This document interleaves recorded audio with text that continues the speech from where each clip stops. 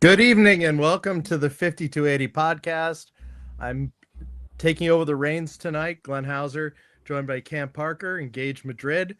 Mundungus Creevy is homesick, and he said, I've never done a show from the bathroom, and I'm not going to start tonight. So hopefully he jumps I in the almost comment also section. did the show from the bathroom because literally right when I got up to walk into the office, my nose started just gushing blood, bro. So we almost had two people down, and I realized something on accident. We're streaming this on Broncos Syndicate. I went to stream it to my Twitter, and I accidentally clicked Broncos Syndicate as well. So we're on there too. There you go. There you go. We hear about Gage's coke addiction on two different channels, which is great. So, full disclosure, I'm addicted to this kind of coke, not the that's other. what I was kind talking of coke. about. I don't know. I don't want And now we are no longer streaming on Broncos Syndicate. We're not streaming on anything. But we're streaming on the DEA site. Yeah, we got. Yeah, How are you fellas doing tonight? doing good. Doing good. Obviously, just had a root canal done today. I should say part one of a root canal done, and then part two is in the end of March. But other than that, I am doing good. We are actually just less than a week away from NFL free agency. So yeah, we're gonna get some more NFL news, if you will, this week. It snuck up on me quick, man. Yeah. It feels like this offseason is flying by. We normally have like a month because the Broncos are eliminated from the playoffs so soon, and because they made it all the way to the AFC Championship game, this offseason has just been on speed mode. So we're here, man. We're ready to discuss free agency. We're going to probably tap into the draft a little bit tonight just because the combine just happened and there are going to be some big storylines to cover. And for everybody who's on Broncos Syndicate, we're going to have some other videos coming out tonight as well on some similar topics, but we're definitely going to touch on a lot of juicy stuff here on the 5280 podcast this evening. What about you, Glenn? What's new with you? I'm finally back on the show. I mean, I decided to show up this week. I was on IR for a little bit, but doing well. But I mean, why don't we? We've been talking about some of the transactions that have happened. Why don't we start off with some of the big names that were tagged today, including one that I think all three of us were personally hoping would be bypassed by the New York Jets, and that's Breece Hall. Yes. Yeah. Breece Hall was, I think, everybody's top target at the running back position. I think that he's somebody that can be a dynamic difference maker, both in the receiving game and the run game. He complements RJ Harvey the best, but the New York Jets recognize the value that he brought to their football team, and they decided, no, we just can't move on from this guy. We have to keep him. He's pretty much the only resemblance of offense that we have right now. So, yeah, it's unfortunate, but there are still a lot of really good running backs available for the Broncos, and I strongly believe they're going to come away with one, if not more of them, throughout free agency and the draft. Hold that thought, because I want to go over the other three big names that one, not surprised that George Pickens is being retained by the Cowboys. I'm not entirely sure where they're getting the money for this. I mean, between Dak, CeeDee Lamb, and Pickens, they account for a massive amount of the cap there, unless there was some restructuring that I haven't heard about yet. And then the Falcons, Kyle Pitts is going back to them. And he's somebody that came alive towards the end of the season. I don't know. I don't think they were going to tag him up until really those last 5 weeks when he not only came alive, he became a second-team All-Pro in the NFL as a result of his play just in those remaining weeks of the season. And I do find that a little bit strange because his best production this season came with Kirk Cousins as his quarterback, and the Falcons are cutting Kirk Cousins. It doesn't make a lot of sense to me, but you never know. Maybe he'll develop some chemistry with Michael Penix, or the Falcons will find somebody else to start at quarterback for them. I find that interesting, but I do feel like Kyle Pitts deserves it after what he did at the back half of the season. And truthfully, that's one of the reasons why I was not interested in Kyle Pitts in this offseason, just because I felt like it was one where his best suit, frankly, is just staying put. And it's one of the reasons why I think that, like, was it smart to kind of look at some of these players like a Drake London or even the pipe dream of a Bijan Robinson? It's like, was it, was it irresponsible, responsible to look at? I don't think it's wrong either way, but I think given the fact that Stefanski was hired there and him being such an offensive genius of a coach, if you will, it kind of became like, okay, like it seemed like a match at that point, given the fact of the resurgence that Kyle Pitts had, and then Stefanski comes in. Mm-hmm. It seemed pretty obvious that it was like, okay, just it didn't seem wrong or right, if you will, to just say like, oh, this Kyle Pitts is an option for the Broncos in my point of view. Right. Well, just think about what Stefanski was able to do with Harold Fannin last year. They might need to find a David Njoku to Kyle Pitts' Harold Fannin, but I do think that could be a potential thing we see there is Kyle Pitts filling that Harold Fannin type role. And, I'm hoping David Njoku is available for the Broncos, but I see where you were kind of going with that, Cam. I'm a little worried about Atlanta for him. Mm-hmm.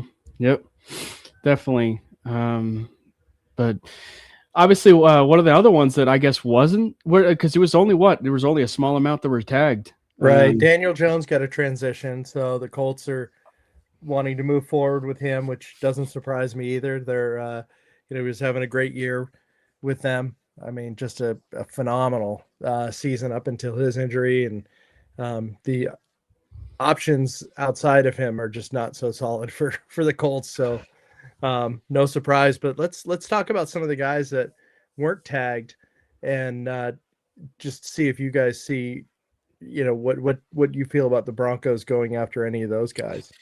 I will say, on one hand, I think it's very, very Coltsy to do the transition tag for Daniel Jones, but it also proves that it's one more time again very Coltsy that they didn't tag Alec Pierce. Because if you were to ask, if you were to ask me like who's the one I would have tagged and not tagged, I probably would have wanted to tag Alec Pierce. Now that Alec Pierce isn't tagged, I'm still not interested in him. Like to talk about him briefly for the Broncos, I'm not interested in him. I think he's redundant for what they have in the room. I think that if you are clearly banking on signing him to a contract that is very close to Sutton's, and I just think that when you're signing him, you're banking on him being a wide receiver one, and that's a lot to ask for. And I think that you can, frankly, draft players that I think can develop them more into a wide receiver one, and it just seems a bit redundant for what you have in the room. And I think Michael Pittman's the same way. Nothing bad, nothing, nothing. I don't think he's a bad player. It's just I think he's very redundant for what they have in the room. Yeah, in specific too, like you're going to be signing him to maybe even more than Sutton's, 25, even 30 million. And so you're going to be paying him at that one wide receiver one money. And it's just, that's a lot to be banking on. Mm-hmm. That's understandable. I do see it a little differently because I don't think he is redundant to what you have in the room. I think he's got more reliable hands, and I think he's a better route runner than Troy Franklin and Marvin Mims, and he would be filling that slot role. I don't think you'd be signing Alec Pierce to be an X receiver. He might play some Z, which I imagine he'd definitely do, but yeah, I think that Alec Pierce would be an excellent fit for what this scheme is. I will say this, though. I think we should be preparing for the Broncos to stand pat at wide receiver. A lot of information coming out of Indianapolis is indicating that the Broncos like their receiver room, and some big moves are probably not expected to be made. Whether that's bullshit or not, I don't know, because we all know that Sean Payton can be the master of bullshit at times. Maybe he's trying to play poker here. Maybe he's just trying to throw other teams off the scent so that way they don't think that he's going after a wide receiver. But if it were up to me, Alec Pierce would be a big-time target. But it seems the Broncos, at least from an optical standpoint, are not going to make a move at wide receiver. Alec Pierce is one of those guys, too, that Pat Surtain actually said that he was the the toughest receiver that he faced this year. He had mentioned that on his podcast, and Big Mike, I had heard that as well. That the Colts already are making good progress in retaining Pierce, and so that's probably what was happening there with deciding which guy to tag and Riley Moss how to too go said about that it. too. I was gonna say Riley Moss was the one who said, and that might have been on the same podcast because You know what? Yeah. I'm trying to think if I'm mistaking that, but it was I think Sertan said Adonai Mitchell. okay. I think that's So you're who right. It was he Riley said. Moss. It was Riley Moss. Okay. Yeah, and then Riley said Pierce. But either way, that's a big time compliment for Pierce. for sure. That's right. I think Riley said the guy is so fast I couldn't even grab him. That's right. So, which maybe not a direct quote,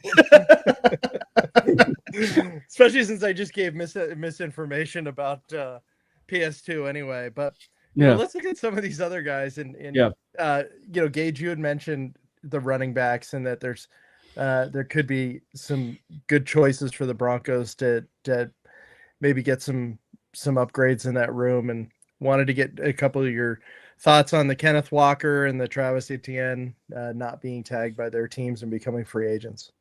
Yeah. I want to start off with Kenneth Walker because I know that's a very popular name here in Denver. We talk about redundancy a little bit, and unfortunately, I do think that Walker's a little bit redundant with what you have in RJ Harvey, and I do feel like there might be a little bit of overlap in snaps, and that's what the Broncos want to avoid. They want to feature RJ Harvey as much as they can, but they still want to find somebody who can be more of a between the tackles runner. Don't get me wrong, I love Kenneth Walker here, and I do think that he could play well in this offense.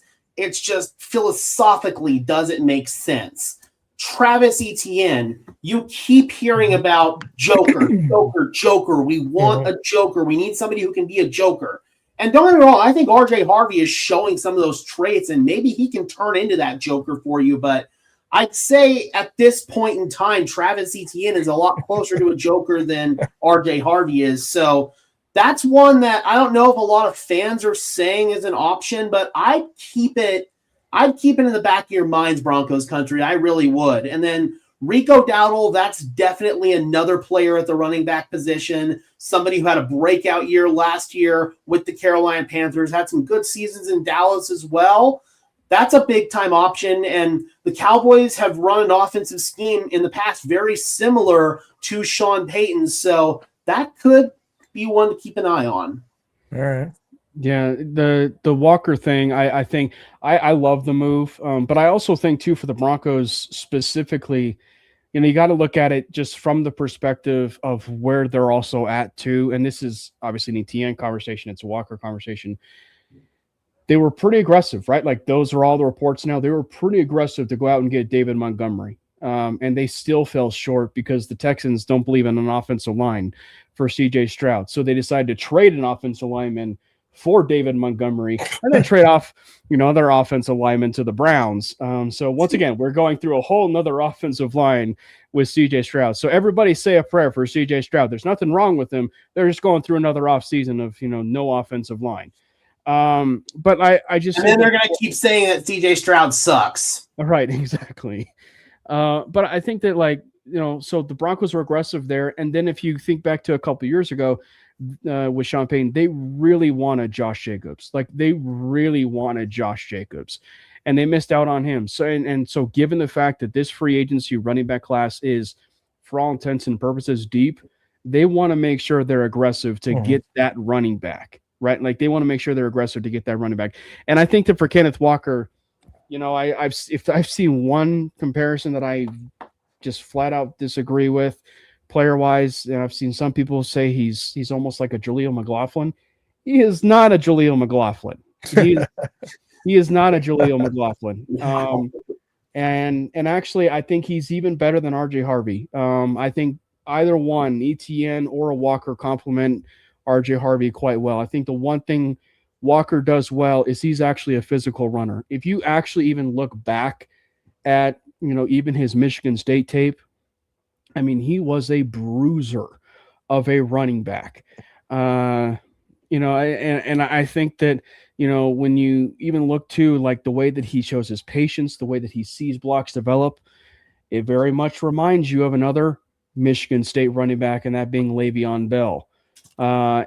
So I think that he really does fit the mold of probably what the Broncos really would want here. The only thing is just his pass protection can be a little bit lacking, and I think that that's where I'm very interested to see what the Broncos do here, because if they're going to be aggressive, I would not rule out them being aggressive to also have the most high-end ceiling for their running back room this year. And what do I mean by that? I mean that I'm fully expecting J.K. Dobbins to still be a Denver Bronco.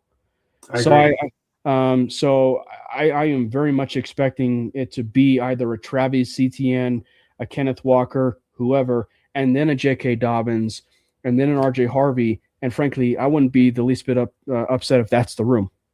I wouldn't be the least bit upset if that's the room. You can go get your draft pick a little bit later and then have it be on your practice squad or whatever. But like, I do think that the free agency class is just way too good to ignore from both the J.K. Dobbins side of things and from the other options available. I mean, as far as J.K. Dobbins concerned, I definitely agree with you. I think that he's going to be back in Denver, and I think he's going to have a big-time role in this offense. I believe that J.K. is probably going to be your RB1B. You're going to have R.J. Harvey as your third down back, kind of your red zone back, your pass-catching back, and then they're going to bring in, a Kenneth Walker, a Travis Etienne.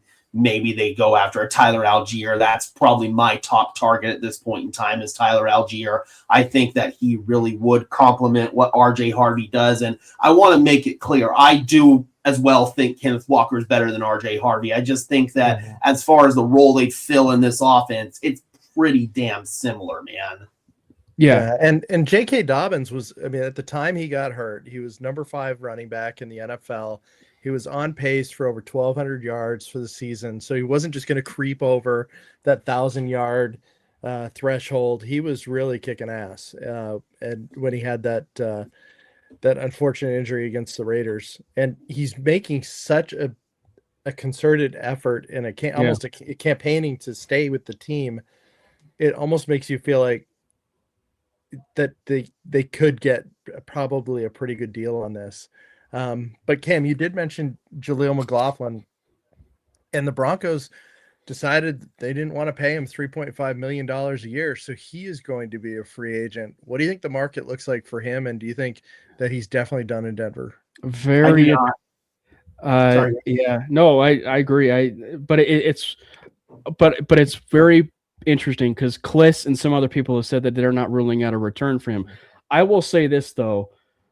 If you're not tendering him for even the $3.5 million, why even bring him back? That's the thing for me. It's like, why even bring him back? Because specific to with the running back class, and even for just something that is that amount of money, what's the point of even bringing him back? And then obviously you make the decision to tender or exclusive rights tender, Tyler Bidet, right? So what's the point of even doing that over Jaleel McLaughlin? I probably would lean more of wanting to keep Jaleel over at Tyler Bidet. I don't want either of them personally, but it's just like, but it's just one where it's just like, I don't know. It's just a very dumbfounding conversation. And the same week that Gage, hold that thought for a second. The same week that we find out that the salary cap is going to actually exceed $300 million for the first time, and a $3.5 million contract for a running back, when that's a real position of need, does pretty much tell you that they don't necessarily value him as much as maybe some people thought, especially since Sean Payton does really like him as a player, maybe as a practice player, maybe as a training player. I don't know, but that was pretty telling to me. I think there's a lot to really unpack here from a few different angles. The first one being, you look at how much J.K. Dobbins made last year, and he made $2.something million. So you're not going to give Jaleel McLaughlin a tender that's worth more than what J.K. Dobbins, your RB1, made last year. So the tender, just from a math standpoint, didn't make any sense. And I do believe that Jaleel McLaughlin has a chance to be back here in Denver because Sean Payton likes him. I think that Jaleel's underrated as a runner of the football, especially with his vision, his ability to squirt between those tiny little holes between the tackles. I like that, and I think that Jaleel brings something to the table that the other running backs in the room just don't bring. Maybe a guy like Deuce Vaughn, but we haven't seen Vaughn get that opportunity yet. And Sean Payton loved Jaleel. He's first one in, last one out. And I was talking with Zach Seegers about the whole Tyler Bidet Jaleel situation, and he pointed out that they should be looked at as two different scenarios here because Jaleel's a restricted free agent, whereas Bidet is an exclusive rights free agent. You pretty much just by default want to retain your exclusive rights free agents. There's no guaranteed money. He's probably not going to make the team, but just retain him and let him compete and see if he can do something, basically. But with Jaleel, again, you're not going to give him that tender, but you can definitely sign him back towards the vet minimum and bring him in and have him be your practice squad running back next year. I think that's very possible. So I think that we need to be looking at this situation with Jaleel and Bidet just a little bit differently. And I've heard in multiple interviews, Sean Payton has actually referenced the fact that Dobbins was signed so late in the process. So it almost sounds like, whether he was like, it was foreshadowing about JK himself or another player. He's mentioned it in multiple interviews that I've seen. So I thought that was interesting. Deuce Vaughn, what do you think he is legitimately going to get a chance? I mean, he's a guy that if on Deuce Vaughn bobblehead day, it'll be the actual size. I wouldn't be surprised, but I guess it's one where, it's the point of why did they sign him in the first place?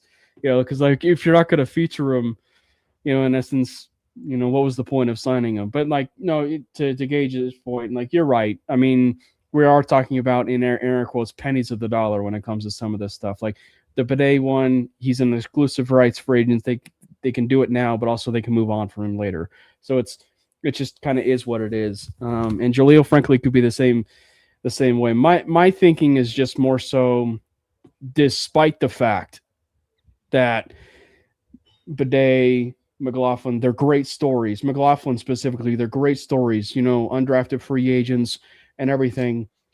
Statistically, we are still talking about roughly the same exact room we did last year, which resulted in a bottom feeder of a rushing attack near the end of last year, despite of Jaleel carrying it, maybe even at times Harvey, we are still talking about a very bottom feeder running back room. And so that's, I think, where it really needs to change. And one of the reasons why I'm very much a proponent of, at the very least, 3 bodies alone in that running back room.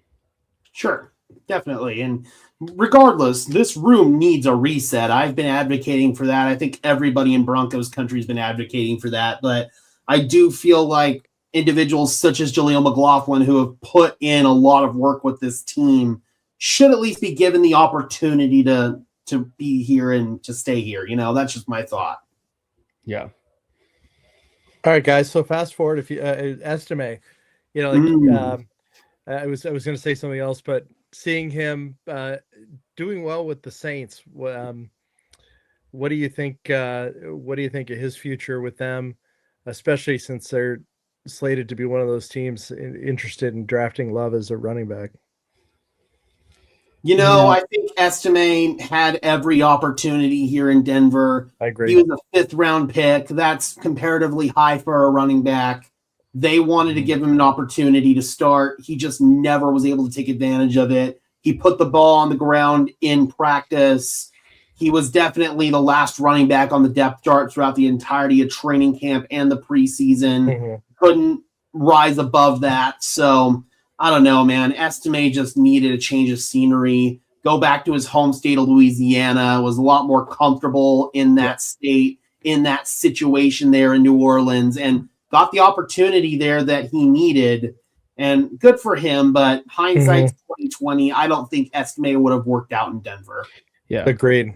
Yeah, 100%. agree. And you also factor into schematics, the fumbling issues.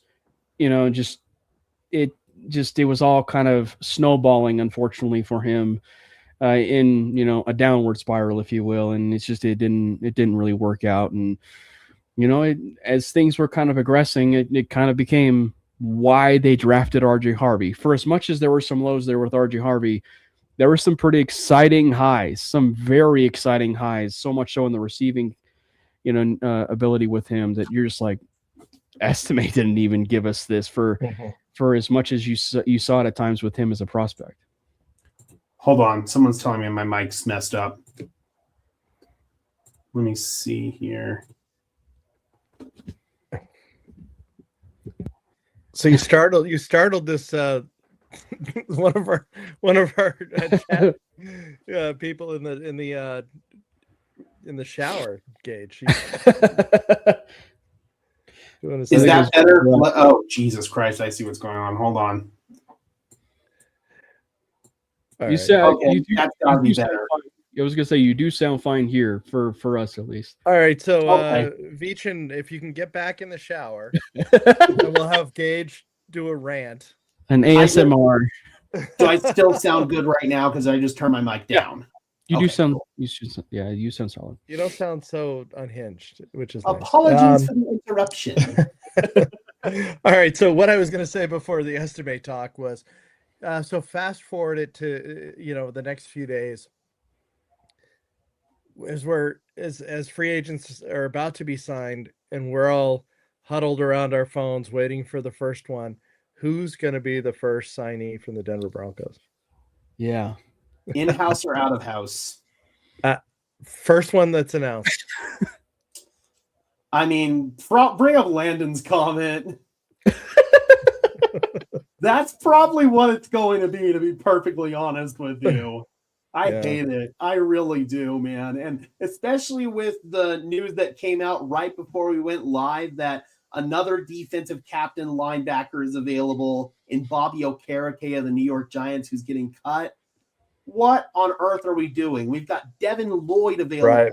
We've got so many good linebackers in this free agency class, and we're staying complacent and bringing back the liability on defense that is Alex Singleton. He does some good stuff on defense. Don't get me wrong. He's really, really solid as a run defender. He's your defensive play caller. I get all of it. But he cannot cover to save his fucking life, man. Yeah. So we found Gage's burner account. He goes by Logan.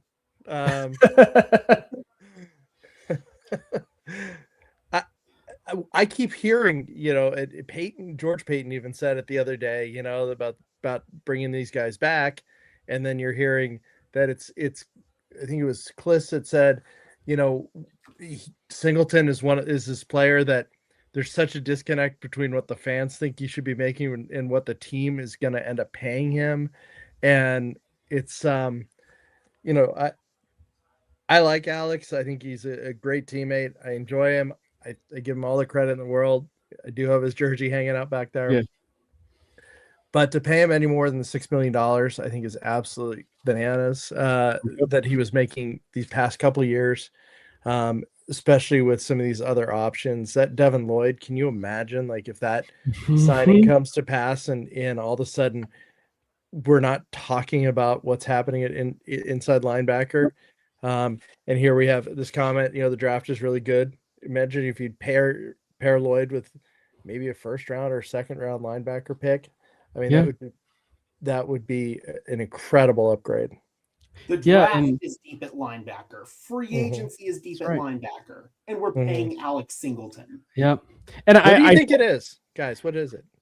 I think it really is about the locker room. And don't get me wrong, the locker room for that Broncos team is very tight knit. Don't get me wrong, it is very, very tight knit. But it is just one where it's at some point you gotta cut your losses, and and that's kind of like the thing with Jaleel McLaughlin too. It's great locker room presence, great story. Coming back from the cancer that Alex Singleton had to deal with, and but it's one where it's just like, yeah, you look at the product on the field and it's also not matching up for what you're going to allegedly give him, which is way more than what he even signed for in his first extension, which was like 3 for 18. Mm-hmm. And now you're bumping it up to basically what you signed Dre Greenlaw for. It doesn't make any sense. And then you factor it into with everything that he's done on the field of, yeah, he does run fits. And me and Gage talked about this before, but it's like he does really good on run fits, but also it's one of the reasons why tackles as a stat is, so misleading because, yeah, he can have a lot of tackles, but about those missed tackles percentage, that's also really high too. So it's just, it's that for what you're getting and with how deep this linebacker class is, as we just said, move on. Like it's time to move on. And I think that's the thing when it comes to the running back room, the linebacker room, and frankly, even the tight end room, which I'm sure we'll get into as well. It's just like at some point you got to look at a room and say, what can we manage as far as the highest ceiling possible for this room? And I think at some point they need to look at themselves in the mirror and say, let's get the highest ceiling possible of a linebacker room going forward. I agree. Because in those situations where you've seen a tight end wide open, running rampant, like down the sideline or on a slant towards the sideline, like who's generally chasing him, And again, this is not to bash Alex. I agree. I think he's been a great player over the years, but if there are other opportunities to make changes and upgrades, I mean, that is certainly one of them. Thank you, Dermeyer. We really appreciate it. So defense or offense focused for the Broncos in this draft, guys. We have our full complement of picks, I believe, and a couple in the fourth round. So the second being the Vele pick from the Saints. So that's a little bit earlier in that round. What do you think the focus is going to be? I don't know. Yeah, because I think that free agency is going to dictate a lot of that. And I say it every year, good teams, they take best player available in the draft and they figure out a position for him later on. And sometimes you'll end up with a Jahdae Barron type situation, but Barron's still a good player and they're going to find ways to use good players. I think that we're really looking towards free agency to fill our needs. And I'd say right now you have an equal amount of needs on offense and defense because you're going to have tight end, running back, possibly wide receiver, possibly offensive line. On the other side of the ball, you've got D-line, you've got linebacker. Those are the two that immediately come to mind. Possibly some DB depth, some safety depth maybe. So you're going to have equal needs on both sides of the ball that you're going to have to address. I don't know what direction they're going to go until we get to free agency. Yeah. And it's because that's the other part of this too, is like when you're picking at 30, you are kind of sticking to your board. I think you're sticking to your board anyway when, with whatever it is that you're picking. But when you're looking at, the Broncos, picks and everything, it's just, it gets to be needs. And for all intents and purposes, for anybody that wants to talk about this Broncos team, there are some needs, but they are needs that I think you can go out and get in free agency or in the trade market versus in the draft. The draft, I think, is one where you can really develop them and possibly even become that. And I think that that's where, positions are really, at an abundance for you. But it's also one you also have to look at things that make sense, right? Like it makes my head explode when I see safety or even, some of these options that frankly shouldn't be an option that are an option for you sometimes in mock drafts. I think for me, and then knowing kind of like how rich still some of these classes are, it's going to be really hard pressed for me to still ignore a position that I would love to see developed, which is the very famous quote of, "We like what we have," when it comes to this wide receiver room. So I say all of that to where it's like the ideal pick for me at 30, player and everything, would be Omar Cooper at 30.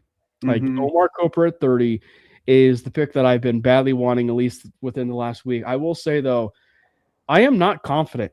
I am not confident about this team picking at 30. I am actually very more confident that they actually trade from that spot, either up or down, to actually, from 30. It's just such a weird position.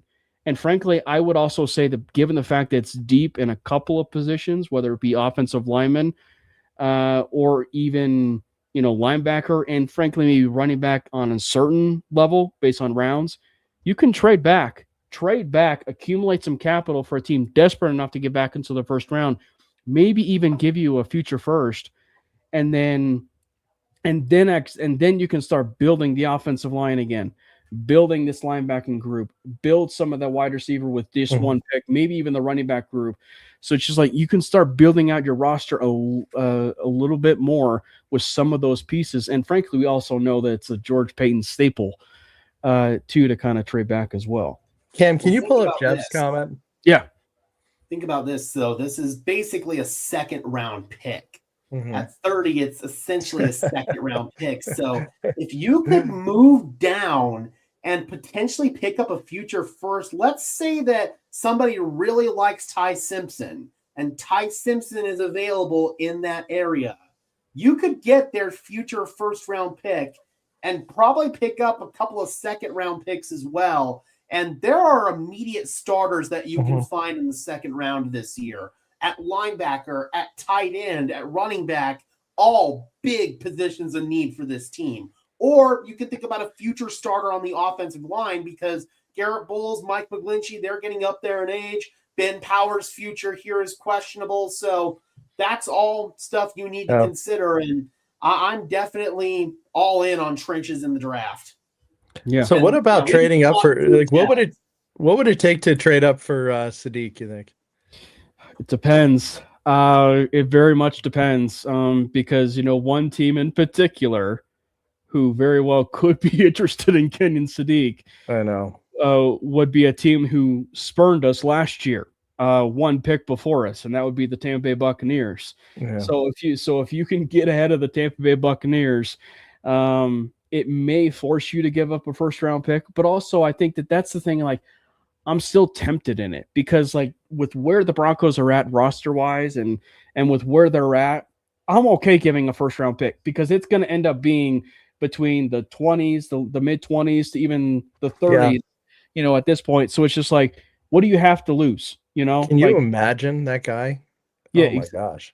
And so it's just kind of like the thing that I'm weighing. And I think that, like, and given with how you factor this in too, given with how probably we expect the Broncos to be relatively aggressive in free agency or this offseason, would factor in too that, like, hey, let's be more aggressive and let's go out and actually go get that tight end, right? Let's go trade up for that tight end, that one tight end who could possibly be there within that 15 range, and everything. So it just kind of fits still within that pick 30 range of, like, do you trade up? Do you trade back? So it's just like, that's why I'm not confident of them actually staying put and picking at 30. I think I would love to see us go get aggressive and pick him. If you think about where the Broncos, for all intents and purposes, are going to be picking in the first round in future drafts, if all goes well, they're essentially going to be second round picks to begin with. So giving up a future first round pick in order to jump up and draft a massive position of need. Guys I know KC is another one. I've seen the Chargers, as a possible destination, that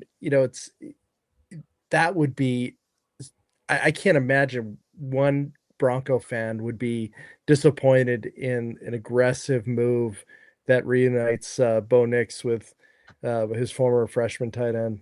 Yeah. I mean, I'd be down for it. I've been wanting a true inline tight end on this team for 3 years now, if not longer. So that would be a dream come true for me, quite frankly. But even if you can't get Sadiq, there are still a lot of good tight ends that are going to be available in the draft and free agency too. I mean, you've got David Njoku, Cade Otton. Oh man, I think we're actually a real tight end this year. Chiga Kwanko, from Tennessee. I'd be down for him, but we still would need an inline tight end to complement him. He's kind of your he'd be an upgrade over Evan Ingram for me as your inline tight end, but you'd still need your upgrade over Troutman because I'm sorry, he's gonzo. I do not want Troutman back whatsoever. So Chuck Hartman Music mentions an undrafted free agent tight end Rohan Jones from Arkansas, 19 receptions, 519 yards, 4 touchdowns. What do you know about him? Are you familiar with his game? I am not. I am not. I'm gonna have to file him away. I will say, as far as the one that is the probably sleeper with a bunch of people that probably is not talked about nearly enough as far as the draft would be Nate Borkature for me. Nate Borkature's a tight end that I will say selfishly and biasedly got a chance to meet his parents at the Senior Bowl. And so I kind of got a chance to kind of file away and, got a chance to really know him and everything. But he's an inline tight end. He's basically, a player that you can get a chance to actually use as a blocker. But when you see him as when you get a chance to see him as a receiver and you get a chance to see some of the opportunities that he had in the Senior Bowl, he made the most of his opportunities, right? Like, he made the most of his opportunities. He actually posterized one guy in like what they call a mat drill or, and everything where they do a tight end on a linebacker, and he posterized a guy in the end zone, on someone. So if you can add that with his physicality to this room with Evan Ingram, I think that would do some good. I wouldn't even be the least. Where's he from, Cam? Texas A&M. Okay. All right. I'm going to scout him. Texas A&M. But I will say I would not be the least bit upset at all because of this class if they double dipped at tight end. So even if you get Sadiq, say at wherever you traded up for him, then you go out and get some tight end later like a Borkature or or heck, maybe go early, right? Like you go get a Sam Roush, you go get maybe you might luck into a Max Clare, right? Like, I wouldn't be the least bit upset at that at all. Cam, when you say his name, you sound like the Swedish chef, by the way. A Borkature.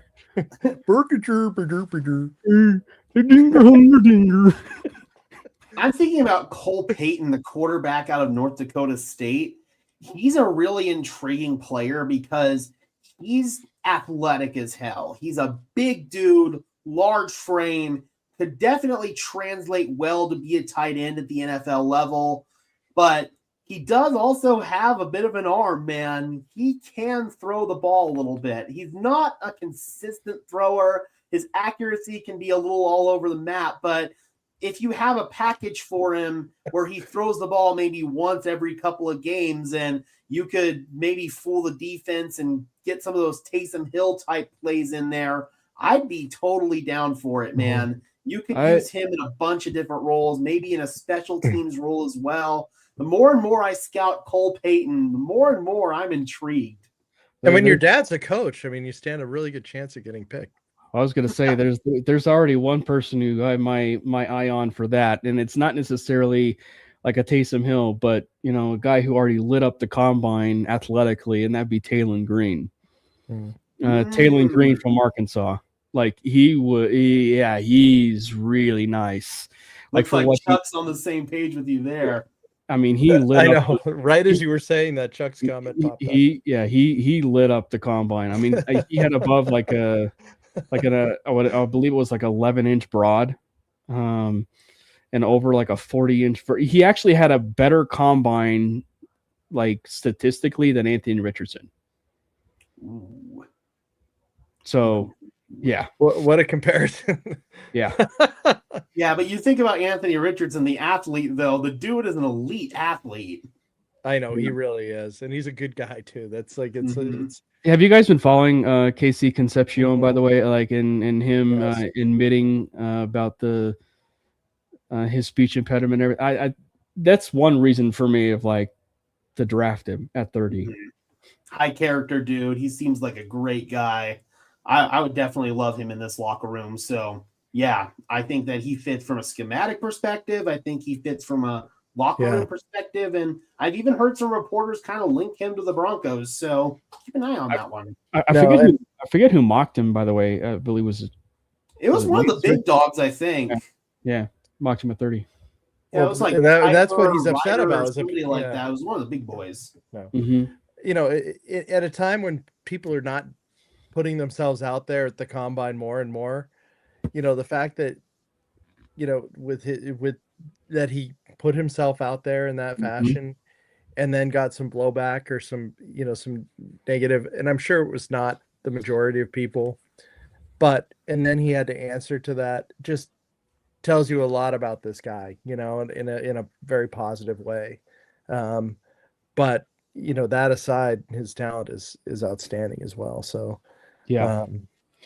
Well, in the wide receiver class is really deep, like Brazel was just mentioned by Mike. So it's just, there's a lot of really fascinating options with wide receivers. So as much as they what they famously said, we like what we have, I wouldn't be the least bit surprised if they added a wide receiver in this class, just for how good it is. Like, you have guys like Ted Hurst, who I'm circling from Georgia State.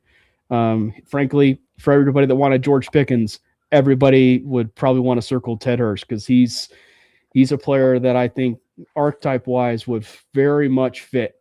As far as I saw someone mention Jacoby Lane. He's one I'm kind of on when it comes to Jacoby Lane.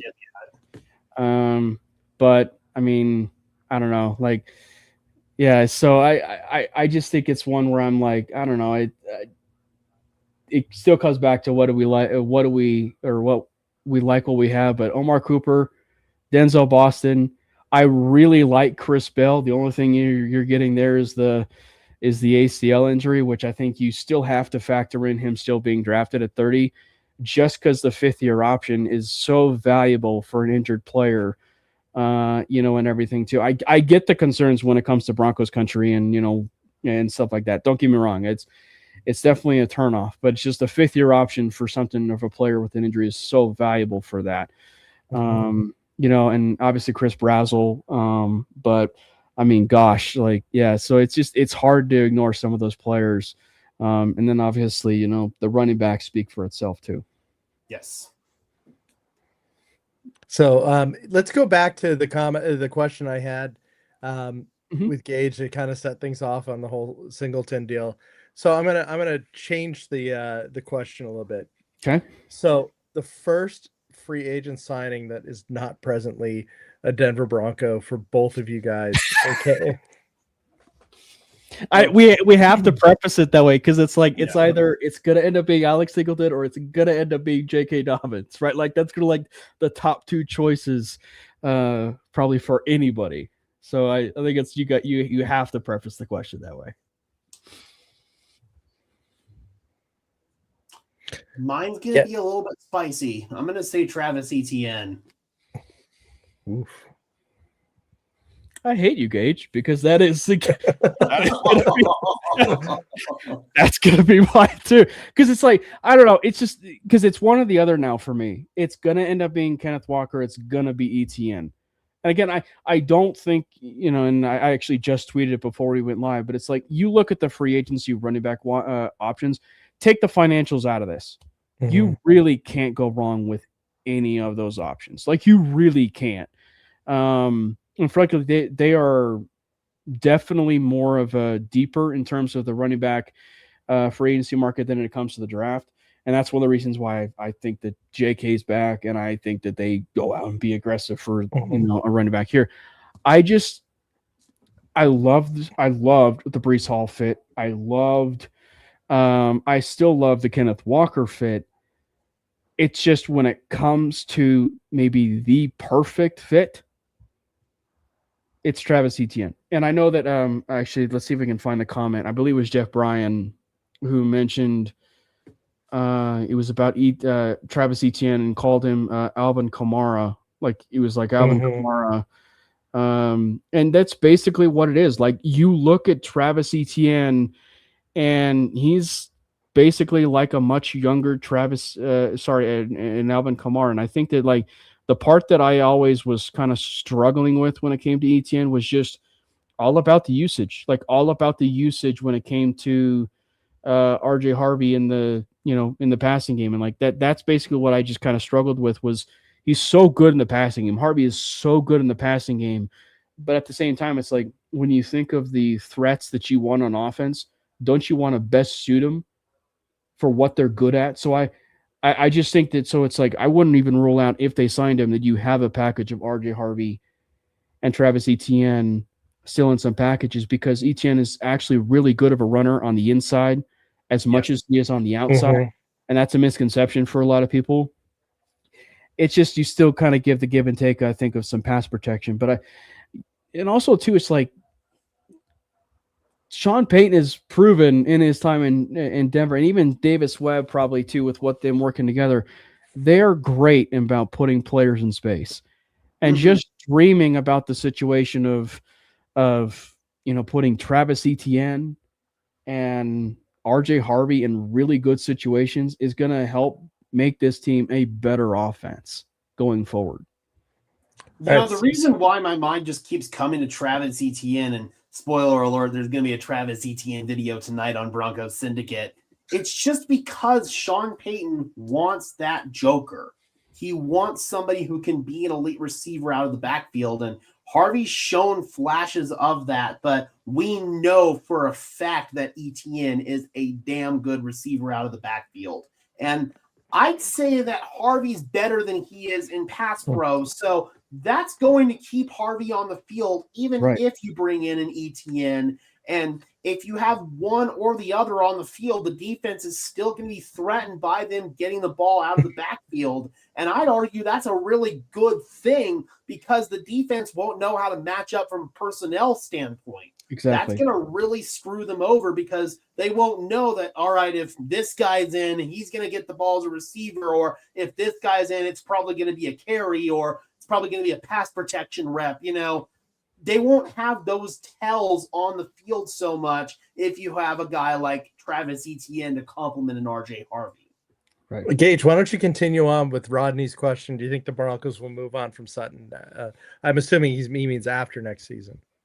I mean, I think that's a conversation for them to be quite honest. I don't think that Courtland Sutton's going anywhere this year. I think the Broncos are telling the truth in the sense that they're content with him as a wide receiver. I don't know if they're content with other players in the room, but I think that when they indicate they like that room, they're indicating they like Sutton. Because his new contract hasn't even started yet. I think it starts this coming season, correct? Yeah. Okay. It's one where it's a really hard contract to trade off from. And so in order for that one, you really kind of like just have to like pare that thing down to probably the player that he is, now. And that's the thing I keep coming back to. And I got a lot of pushback, like when I'm trying to like describe as a player, and like, I'm not saying for what he's given from this last year to now he's a big slot receiver. It's just what he's basically become from my vantage point in the future is just this play of a big slot receiver where he's not going to really give you much yak. He's not going to give you much yak, and he's basically just going to be giving you those clutch third downs and those key opportunities where if you really need a first down, he's the guy you really want to rely to, because right now his bread and butter is gone. The 50-50 ball is gone. And so he's basically just relying on him basically being, for all intents and purposes, Travis Kelce at wide receiver minus the yak. Right. The next broken tackle Courtland Sutton has will be actually his first broken tackle. Like, he does not, and he is like Vishen, no yak. It's true. But you know what? Courtland is steady Eddie. He did have some drops at some inopportune times towards the end of last season, but we were hard on him a couple of years ago, and I'm thrilled that he's still part of this team. He's part of that room.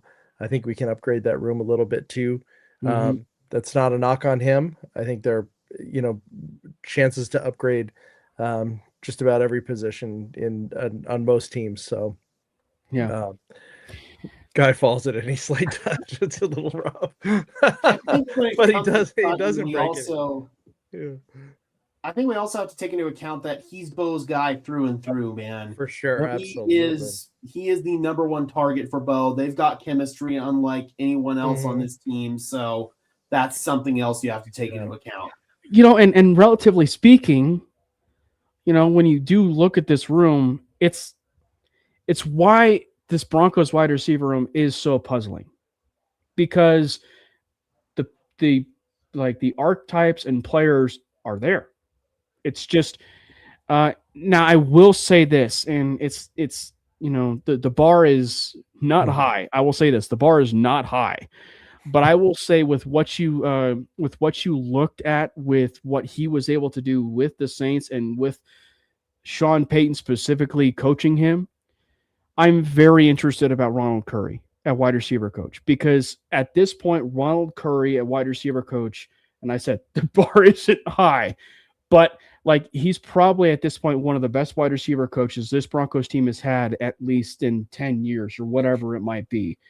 Like, so I think that there's at least a chance that something might develop within this room for some of these players, aka Pat Bryant. We might actually get a chance to see more of Pat Bryant developing. And frankly, for as much as myself included and even others dog on Troy Franklin for the drops and everything, we said it before. If you were to ask me if we're going to get 700 plus yards, even 800 plus yards for what we saw in 2024, I don't know if I would, agree with you there. And so the fact we got a chance to see that and see that develop, and then on top of that, the need to get better from Troy and him actually recognizing that and adding 10 more pounds and adding the opportunity to actually, get a little bit better with his hands and get a bit, better as far as after the catch.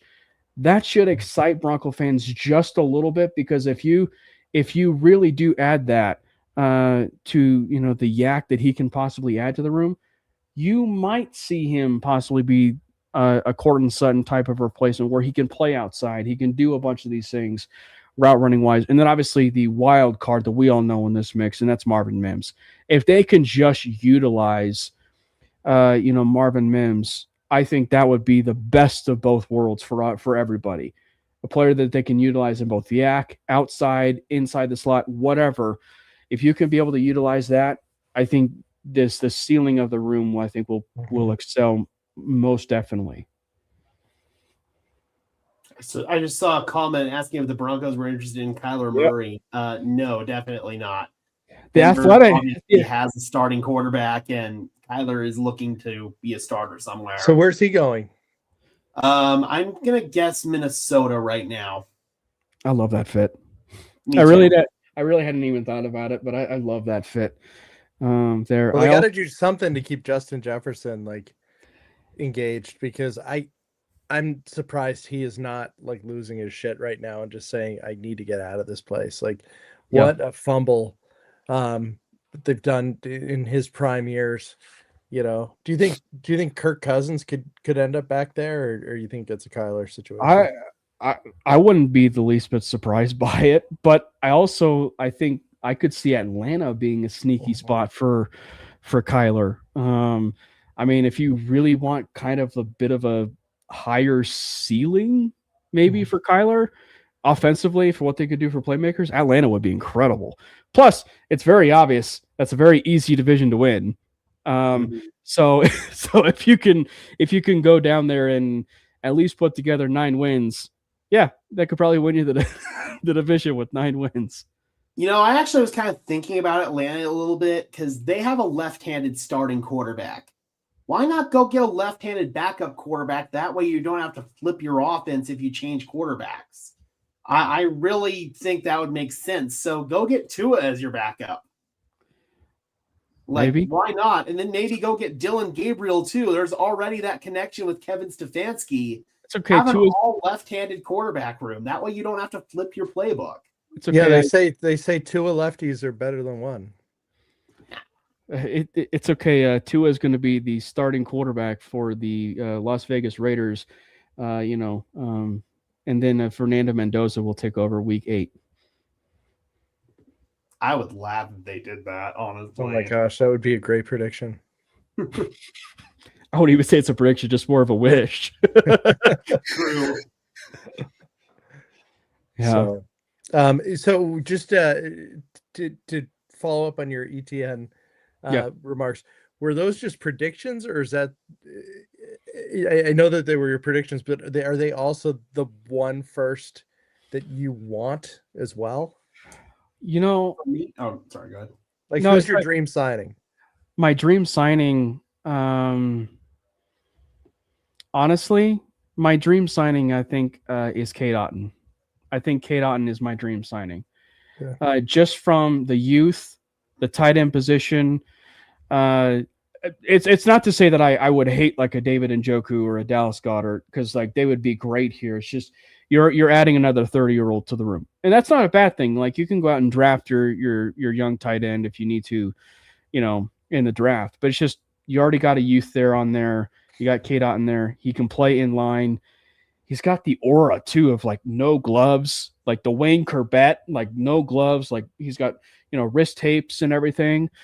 And I know it sounds kind of a crazy little bit of a pipe dream like that to say Cade Otton, but just I probably would say Cade Otton there. And then on the defensive side of the ball, if you will, for a pipe dream, it's not popular when you think of like Devin Lloyd's of the world, but Caden Ellis. I really think Caden Ellis is one I really want a lot. Mm-hmm. Caden Ellis would make a lot of sense. You stole one from me. You got me back because I was going to say Cade Otton as well. So I'm going to go back to old reliable, baby, David Njoku. What about Isaiah Likely? I've seen his name a couple of times in here. It's hard because it's the conversation that me and Gage were having like a couple shows ago, and it's like I don't hate it, but like you're going to be moving off of Evan Ingram for me. Like if you're going to be bringing Isaiah Likely in, you'd have to move on from Evan Ingram or even Chigga Quanko to what Gage was saying. So like, and plus I actually think I think he goes to the Giants. That's my prediction. Like I think he can. I could see him going to the Giants, honestly. Von Miller. I don't think it's out of the realm of possibilities, and let me tell you why. I've heard that Denver might capitalize on the depth that they have at edge rusher and flip somebody that they have for a draft pick. I know we were just talking about bringing in his brother, but I've heard Jonah Ellis is possibly being a player, or Dondre Tillman. If they do, you are going to need a backup edge rusher, and Von Miller can still rush the passer. He can still accumulate sacks. He is not the same Vaughn that he was even 5-6 years ago, but he can still rush the passer and will still pick up 6-7 sacks at least throughout the year. So I feel like Von Miller can fill a niche role on this team as a third down pass rushing specialist, but I don't know if that's the direction they go. I think it's all predicated on if they trade one of their edge rushers. Vaughn's made it clear he wants to be back here. Like, apparently he talked to the Broncos at the Combine and said that he wants to be back here. So it's possible, but I wouldn't say it's probable at this point in time. He's been wanting to come back to Denver for 3 years now. He's been wanting to come back to Denver since he got traded, bro. He would have re-signed that offseason afterwards if he had the opportunity.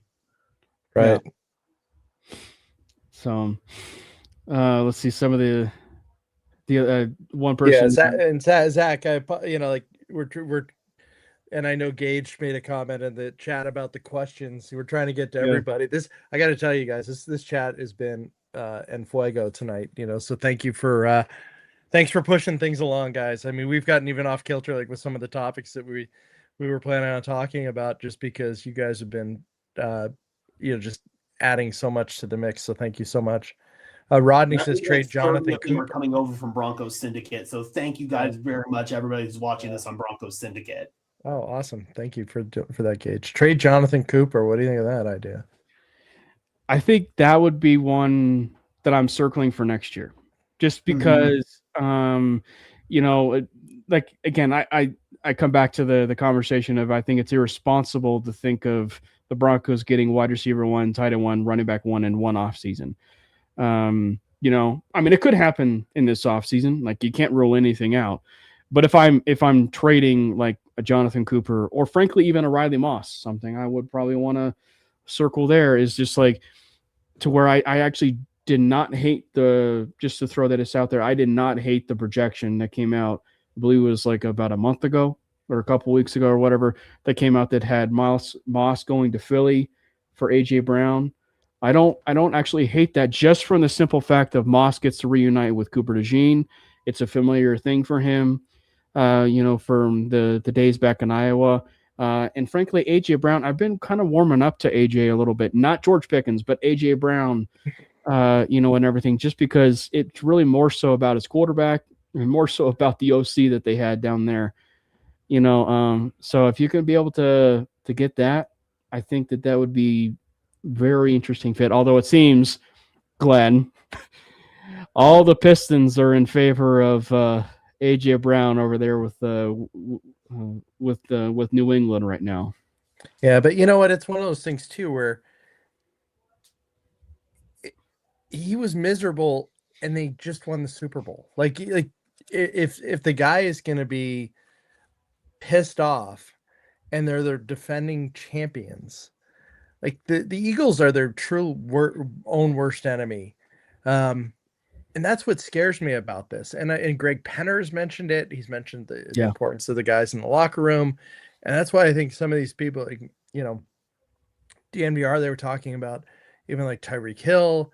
I can't even imagine that he would be considered in the locker room or by ownership because of his off the field antics and the distractions and just everything about him.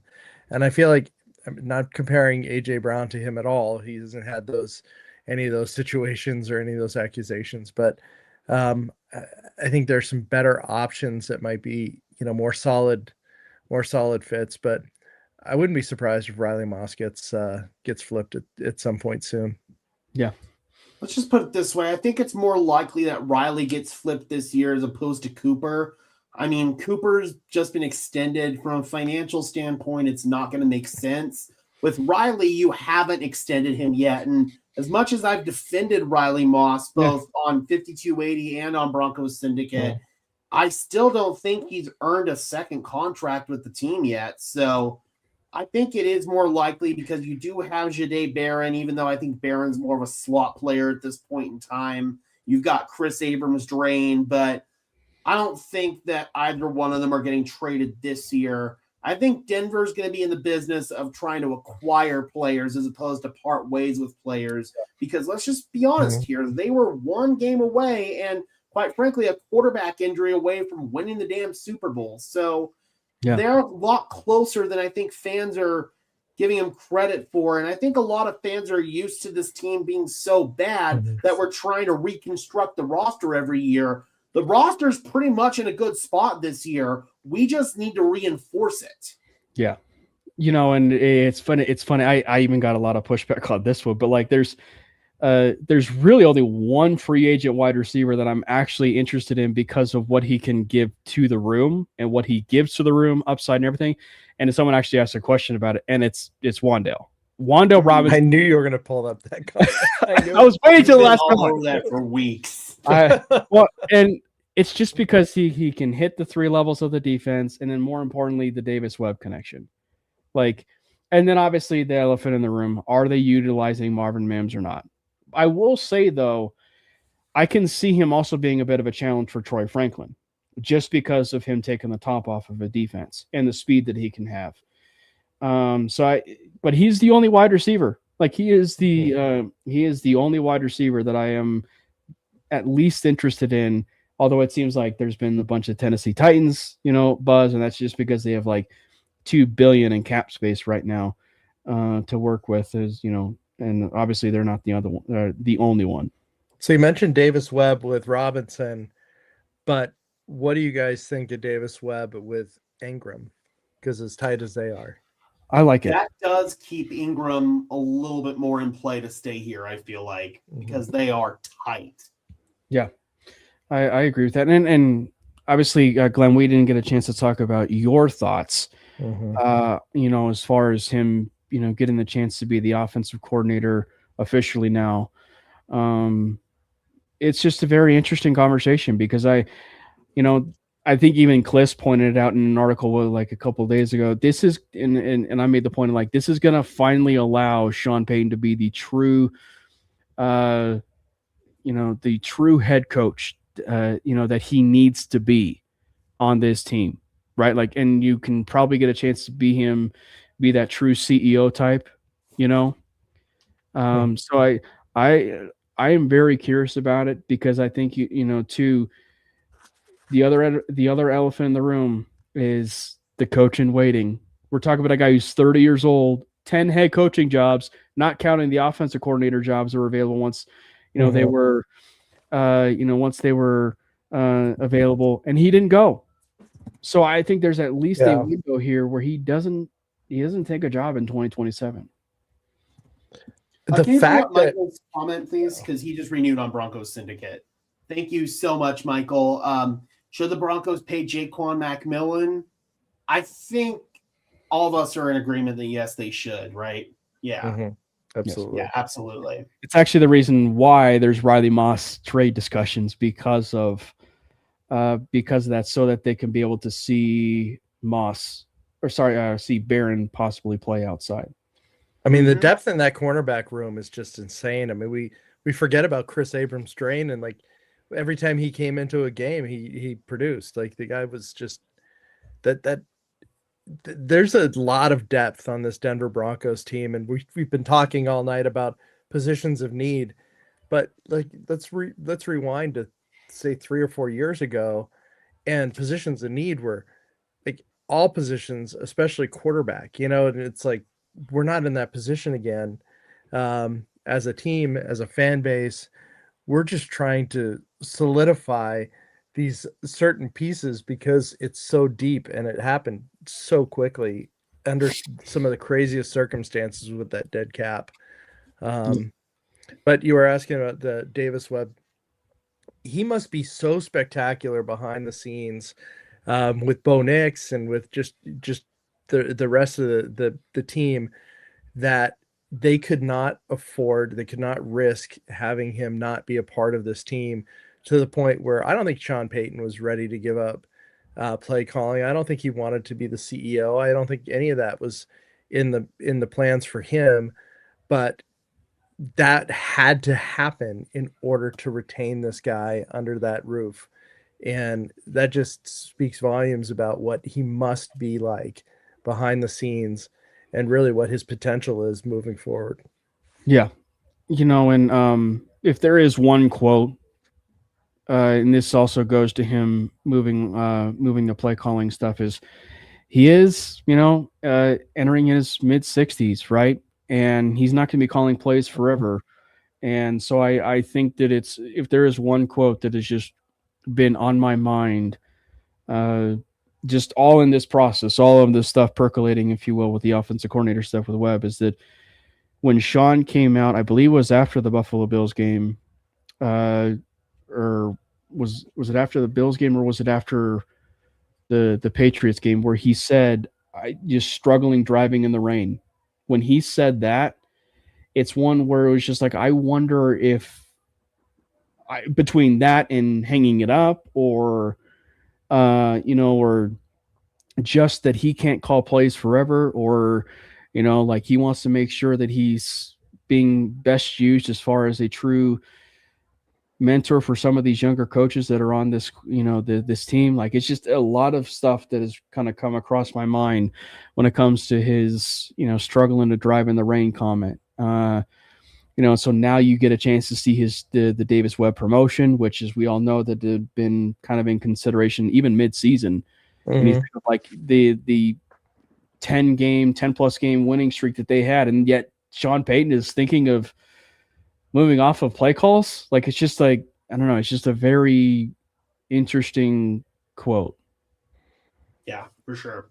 And I think, like we all alluded to, Sean Payton wasn't going to do that unless he strongly believed in Davis Webb. I mean, Sean said that himself. So we all know that Davis Webb's going to make a big difference. And I think the whole team collectively believes in him. As far as Jeff Okudah is concerned, was he even in the league last year? I think he might have been like in Atlanta or some shit. I don't remember, but Also, I don't think Jeff Yeah. Okuda is going to make much of an impact at this point in his career, unfortunately. That's like Yeah. the definition of a draft bust right there. yeah, You know, that driving in the rain comment, Cam, you were just talking about from Sean Payton. It'll be interesting to see how fast Davis Webb gets these play calls in Mhm. versus how many times do we see Bo frustrated with Yes. waiting and just kind of like throwing almost I don't want to say hissy fit, but kind of like a little mini tantrum, like getting pissed that there was no time to Yep. get to the line, to make any adjustments, they have any mystery as to when they were going to snap the ball because it was always going down to the wire. That's one of the things I'm really interested to see is how fast the play call gets and how much time the Broncos have from breaking the huddle when once they call that play. Well, and it's the point that Gage, you and I made too, but it's just like it's win-win. Like it's win-win across the board. Anybody that feels like this is a win-lose or a lose-lose situation when it comes to Sean Payton giving up play calling, Sean Payton, we all know is an arrogant type of head coach, Mhm. right? But also we know that, at least from what I've noticed, is that he definitely has his arrogant moments where he comes off in pressers where he'll attack a reporter or something, but he also has very genuine moments where you can tell he's introspective and he's contemplating his answers and everything. So despite the arrogant nature, there are some very genuine moments where like he's very much like pretty genuine since his time here. So like I will say this, like I would not be the least bit surprised that, yeah, I say all that to where it's like when you see him giving out the play calling of Davis Webb, he can easily take it back. That's who Sean Payton is too. Like he can easily take it back because Sean Payton, this had nothing to do with him being a play caller.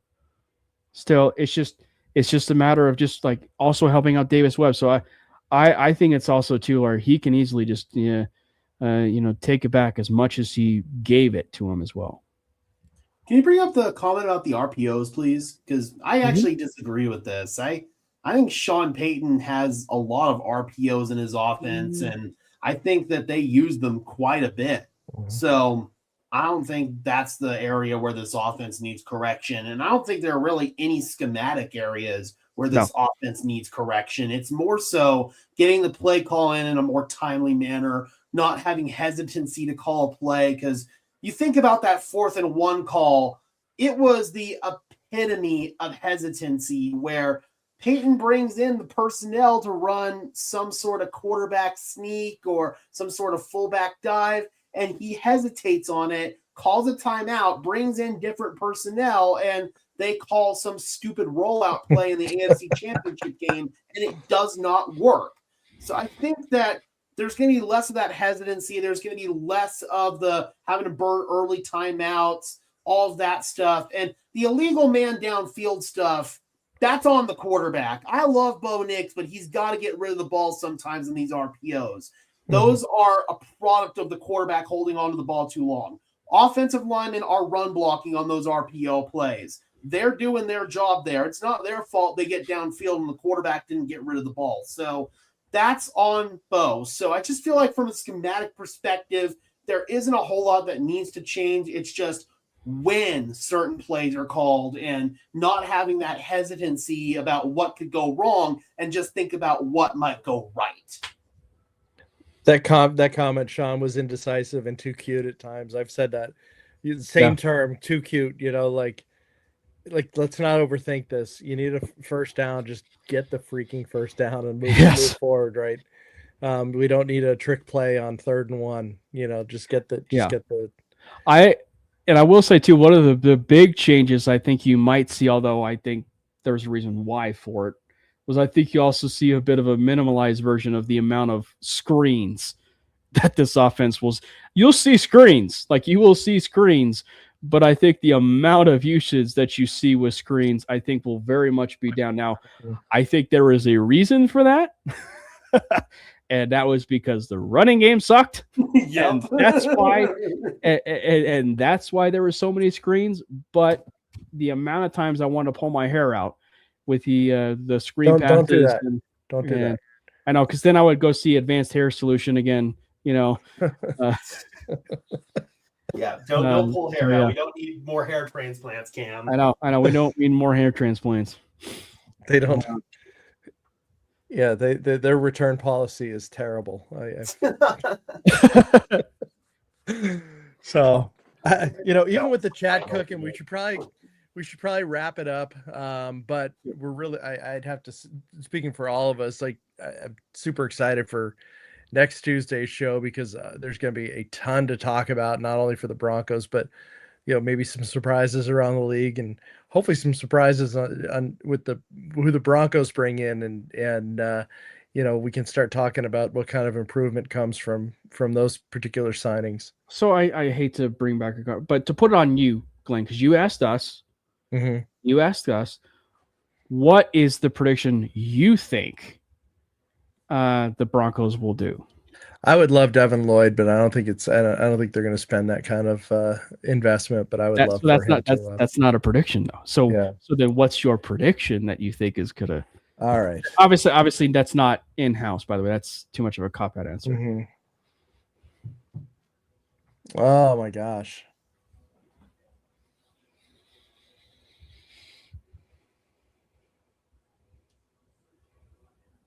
I think Kenneth Walker.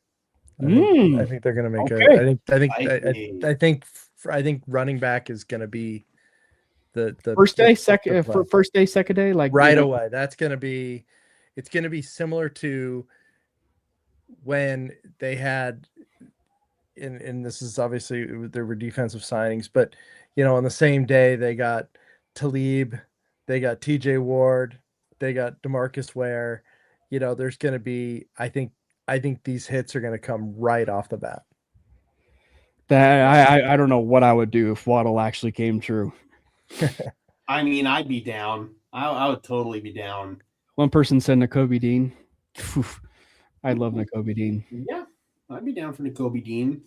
I just think that the team is going to stay in-house at linebacker, and it pisses me off, man. It really does. Yeah. Jeff Bryan, perfect. Walker at New England week 1. The Broncos do come out here to Foxborough. They do. That would be an interesting first game of the season. I would not be surprised if the schedulers put that out right off the bat as a rematch, but this time with our quarterback. I even wouldn't be surprised if Buffalo. I wouldn't even be the least bit upset if it's Buffalo either. I'd be down for Buffalo. Yeah, we're not going to be getting any cupcake Tennessee Titan opening week 1 games. Broncos are a premium team now. We're going to be on primetime week 1. Book it. Yeah. We won't be the kickoff game because that's going to be Seattle and somebody. But, no, because we play Seattle and Denver. So, no, that wouldn't happen. But we are going to probably be on primetime week 1. And I expect the Broncos to be maxed out on their allotment for primetime games next year. We're going to have a lot of primetime games. Yeah. What's the max? What is it? 5? So I think there's a 5 with the opportunity of probably 1 being flexed or 2 being flexed. Mm-hmm. Yep. And then you got playoffs too, which I imagine at least one of those is going to be a primetime game as well. Yeah. Yeah. So be ready. We're going to have a lot of primetime Broncos in 2026. We will. Yeah. But can't thank the chat enough. I know I mentioned it earlier, but the participation is what drives this show. And we really appreciate Gage screwing up and inviting his syndicate crowd in as well. Welcome. Hopefully you enjoyed what you heard. Normally we have a 4th, but he was in no condition to join tonight. Would not have been a fun show for you. But anyway, guys, thank you so much. Live from his bathroom. We're seeing a lot of the back of his head. But anyway, guys, great analysis as usual from you both, and looking forward to next week. But thank you so much, everybody, again, and